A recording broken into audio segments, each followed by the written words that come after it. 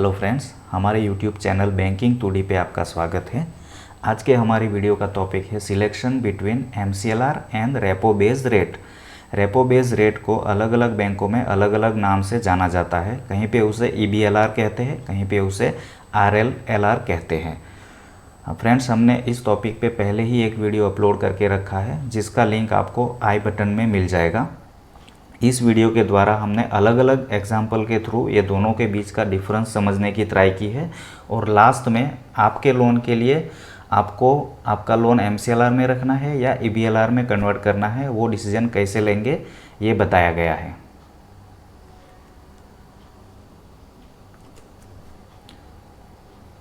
Friends, यहाँ पे हमने पहला केस लिया है। अगर आपका कोई व्हीकल लोन हो, पर्सनल लोन हो या एनी अदर स्मॉल लोन हो और शॉर्ट पीरियड के लिए है, तो यहाँ पे जैसे हमने आउटस्टैंडिंग ले लिया है 4 लाख रुपये। तो 4 लाख रुपये के आउटस्टैंडिंग के लिए अगर आपका रिमेनिंग पीरियड 5 साल का है अभी और MCLR में आपका इंटरेस्ट रेट 8.5% चल रहा है, तो आपको इंटरेस्ट जो 5 साल में पे करना है वो 92,399 रुपीज़ पे करना रहेगा। अगर आप यही लोन EBLR में कन्वर्ट करवाते हैं तो अप्रोक्सीमेटली 1% का फ़र्क आएगा, तो 7.5% हो जाएगा। तो उसके हिसाब से आपको इंटरेस्ट रेट पे करना पड़ेगा 80,909। तो MCLR और EBLR के बीच का डिफरेंस जो आ जाएगा 11,490, इतना डिफरेंस आ जाएगा। उसके सामने आपको बैंकों को कुछ फ़ीस भी पे करनी पड़ेगी। तो अलग अलग बैंकों में अलग अलग फ़ीस रहती है। जैसे बैंक 1 का हम एग्जांपल ले लेते हैं कि उसमें एक फ़िक्स फ़ी चार्ज करते हैं वो, जैसे 5,000 प्लस GST उतना फ़िक्स फ़ी चार्ज करते हैं कोई भी लोन आउटस्टैंडिंग हो। और उसके साथ स्टेट के हिसाब से कुछ स्टैम्प ड्यूटी भी लगेगा, आपको स्टैम्प पेपर ला के देने पड़ेंगे। जैसे इंटरेस्ट एग्रीमेंट साइन करोगे उसके लिए आपको स्टैम्प पेपर लगता है। जैसे हम गुजरात का केस ले लेंगे तो 2 एग्रीमेंट साइन करने रहेंगे तो 600 रुपीज़ स्टैम्प ड्यूटी लगेगा आपको। तो टोटल चार्जेस आपको 6,500 हो जाएगा। बैंक 2 का केस ले लेंगे तो कुछ बैंक जो है 0.25% ऐसे परसेंटेज में चार्ज कर रही है आउटस्टैंडिंग अमाउंट का, प्लस स्टैम्प ड्यूटी तो वहाँ पे भी सेम रहेगा। तो उस केस में हम 4 लाख का केस ले रहे हैं, 4 लाख आउटस्टैंडिंग है हमारा व्हीकल लोन में, तो उसका फ़ीस जो है 1,780 रुपये हो जाएगा। दूसरा केस लेते हैं जो येलो कलर में हमने मार्क करके रखा है। तो आउटस्टैंडिंग पीरियड जो है हमारा रिमेनिंग पीरियड वो 3 ईयर्स है। तो इस केस में MCLR में है तो 54,574 रुपीज़ हमको फ्यूचर में इंटरेस्ट पे करना है। अगर उसको हम EBLR में अभी कन्वर्ट करवा रहे हैं तो 47,928 इतना हमको इंटरेस्ट पे करना रहेगा। तो दोनों का इंटरेस्ट का डिफरेंस जो है वो 6,646 रुपीज़ हो जाएगा। उसके सामने बैंक 1 का चार्जेस वही रहेगा 6,500 और बैंक 2 का चार्जेस 1,780 वही रहेगा। और तीसरा केस ले लेते हैं जिसको हमने रेड कलर में मार्क करके रखा है। तो अगर रिमेनिंग पीरियड आपका जो है लोन का वो 2 साल है, तो MCLR बेस अगर आपका है तो उसमें टोटल इंटरेस्ट पे करना है आपको 36,376 और EBLR में कन्वर्ट करवाते हैं आज की डेट में तो 7.5% हो जाएगा आपका। तो उसके हिसाब से 31,994 आपको इंटरेस्ट फ्यूचर में पे करना है। तो दोनों का डिफरेंस जो है 4382 जितना हो जाएगा। तो उसके सामने आपको बैंक 1 आपका है इतना चार्ज कर रहा है 5,000 plus GST plus 600 stamp duty, जैसे 6,500 चार्ज कर रहा है, तो उस केस में आपको ये महंगा पड़ेगा। तो ये जो रेड वाला है उस केस में आपको कन्वर्ट नहीं करना चाहिए। 3 इयर्स वाला जो केस जो है येलो कलर से मार्क करके रखा है उसमें भी कोई ख़ास डिफरेंस नहीं आ रहा है, तो उसमें भी आप नहीं करोगे या करोगे तो कोई फ़र्क नहीं पड़ रहा है आपको। पर 5 इयर्स वाला केस है उसमें आपको डेफिनेटली कन्वर्ट कर देना चाहिए, क्योंकि उसमें आपको 5,000 जितना बेनिफिट रहेगा।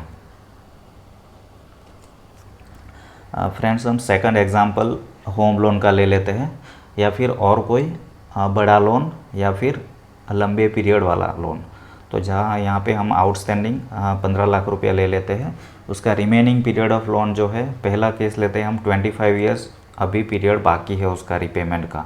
तो उस केस में MCLR वाले केस में उसको इंटरेस्ट पे करना रहेगा अभी 18,98,988 और आज की डेट में वो EBLR में कन्वर्ट करवा लेता है तो उसको पे करना रहेगा 16,09,101। तो दोनों के बीच का डिफरेंस जो आ जाएगा 2,89,887। और बैंक वन का फ़ीस की बात करें तो वो 6,500 उसका फ़िक्स है, कितना भी अमाउंट रहने दो लोन का, पर वो फिक्स फ़ी चार्ज करेगी आपको। और बैंक टू में जो परसेंटेज वाइज वाला था, तो जैसे जैसे लोन अमाउंट बढ़ता जाएगा तो ये फ़ीस भी बढ़ती जाएगी। जैसे 15 लाख का ये हो गया आउटस्टैंडिंग, तो उसका फ़ीस अभी 6025 हो गया। अगर यही आउटस्टैंडिंग 30 लाख रहता तो ये फ़ीस 12,000 हो जाती, 12,050 हो जाती। तो फिर भी यहाँ पे हम देखेंगे तो डिफरेंस जो है इंटरेस्ट रेट का 2,89,000 और उसके सामने फ़ीस 6,000 या 12,000 ज़्यादा से ज़्यादा ऐसा पे करना रहेगा, तो डिफरेंस बड़ा रहेगा। तो इस केस में आपको डेफिनेटली EBLR में कन्वर्ट कर देना चाहिए। इसी तरह से आप 15 साल वाला कैलकुलेशन देख लीजिए, 5 ईयर्स वाला भी देख लीजिए, तो तीनों केस में डिफरेंस जो है बढ़ा ही आ रहा है। जैसे 15 साल के लिए आप देखोगे तो 1,52,000 का डिफरेंस आ रहा है, और 5 साल के लिए भी है अगर 15 लाख आउटस्टैंडिंग तो भी 42,000 का डिफरेंस आ रहा है।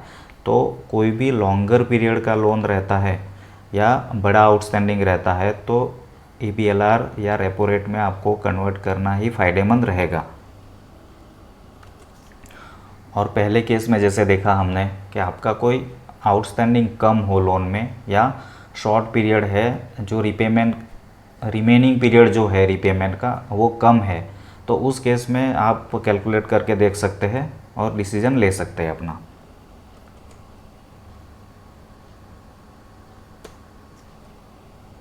फ्रेंड्स, अभी आपको डिसीजन लेना है कि आपके लोन के लिए कौन सा रेट अच्छा रहेगा, MCLR अच्छा रहेगा या EBLR अच्छा रहेगा। तो ये करने के लिए सबसे पहले आपको काम करना है, आपके मोबाइल पे प्ले स्टोर में जाके EMI कैलकुलेटर डाउनलोड करना है। ये EMI कैलकुलेटर डाउनलोड करने के बाद एक पेपर पे हम जो अभी डिटेल बताने वाले हैं वो सब लिखते जाइए और आप डिसीजन ले पाएंगे। सबसे पहले आपको देखना है कि आपकी लोन का आउटस्टैंडिंग क्या है एज ऑन डेट। जैसे आपने 20 लाख का लोन लिया हुआ था, उसमें से 5 लाख अभी तक पे कर दिए हैं, 15 लाख बाकी है, तो आपका वो 15 लाख जो है प्रेजेंट लोन आउटस्टैंडिंग हो जाएगा। उसको आपको EMI कैलकुलेटर में जो लोन अमाउंट है उसमें डालना है। जैसे 15 लाख आउटस्टैंडिंग है, यहाँ पे हमने 15 लाख डाल के रखा है, ठीक है। और रिमेनिंग लोन पीरियड, मतलब आपने 25 साल के लिए लिया था, उसमें से 20 साल भर दिया है, सिर्फ 5 साल बाकी है, तो रिमेनिंग पीरियड जो है यहाँ पे पीरियड में डालना है, ठीक है। और प्रेजेंट इंटरेस्ट रेट जो MCLR में आपका चल रहा है वो कितना है वो देख लीजिए। तो वो ए जो यहाँ पे कैलकुलेट करना है, उसके लिए पहला जो रेट है MCLR वाला वो डालिए आप। उसके हिसाब से आपका टोटल फ्यूचर इंटरेस्ट कैलकुलेट हो जाएगा, ठीक है। और सेकंड वाला केस भी देख लीजिए कि अगर आप EBLR में कन्वर्ट करवाते हैं तो कितना इंटरेस्ट रेट हो जाएगा आपकी बैंक में। वो एक मैनेजर को फ़ोन करके आप पूछ सकते हैं या वेबसाइट में चेक कर सकते हैं। तो उसके हिसाब से टोटल फ्यूचर इंटरेस्ट जो है EBLR बेस वो भी आ जाएगा। तो ये दोनों का डिफरेंस देख लीजिए आप, A माइनस B, मतलब MCLR आपका है तो कितना फ्यूचर इंटरेस्ट पे करना पड़ेगा, और अगर आप EBLR में कन्वर्ट करवाते हो तो कितना फ्यूचर इंटरेस्ट पे करना पड़ेगा। ये दोनों का डिफरेंस देख लेना है। और उसके सामने बैंक का फ़ीस कितना लगेगा आपको वो भी लिख लीजिए बैंक को पूछ के, ठीक है। और ये दोनों का डिफरेंस देख लीजिए। अगर डिफरेंस जो है बैंक फीस से ज़्यादा है तो आपको रेपो रेट में कन्वर्ट कर लेना चाहिए डेफिनेटली। और जो डिफरेंस है लेस देन बैंक फीस है तो MCLR जैसा है वैसे ही रहने दीजिए। फ्रेंड्स, आप इसी तरह से आपके लोन के लिए आप खुद डिसीजन ले सकते हो, किसी और के कहने से करने की ज़रूरत नहीं है। Thank you for watching our channel. Friends, we hope कि आपको हमारे वीडियो पसंद आ रहे हैं। अगर वीडियो पसंद आ रहे हैं तो हमारे चैनल को अभी तक सब्सक्राइब नहीं किया है तो सब्सक्राइब, लाइक एंड शेयर ज़रूर करिए। अगर आपको कुछ क्वेश्चन है तो आप कमेंट बॉक्स में कमेंट कर सकते हो। Thank you.